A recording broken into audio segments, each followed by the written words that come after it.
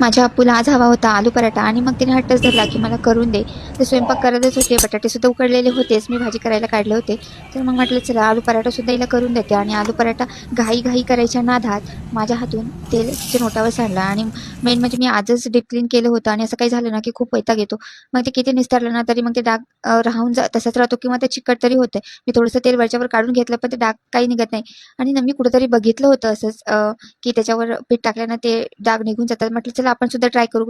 स्वयंपाक करतच होते तर मग ते जे काही तिथं आपण स्वयंपाक करत असताना आपलं पीठ असतेच, तर ते पीठ घेतलं आणि तेलावर थोडंसं टाकलं आणि नंतर ना ते थोडं स्क्रब करून घेतले. आपलं जे नॉर्मल आपण पीठ वापरतो, गव्हाचं म्हणा, ज्वारीचं म्हणा, कुठलं पण पीठ टाकायचं आणि ते त्याच्यावर स्क्रब करायचं. म्हणजे थोडं सोडायचं त्याच्यावर, पूर्ण जिथं तेल सांडलं किंवा तेलाचा डाग आहे तिथं ते. आणि खरं सांगते की हे खूप वर्क केलं. ते सगळं काही जो तेलाचा डाग आहे तो अख्खा निघून गेला आणि जशी माझं ओटा होता ना तसं नॉर्मल झाला. तुम्ही सुद्धा ट्राय करू शकता कधी तुमच्या आणि असं काही झालं तर नक्की ट्राय करा.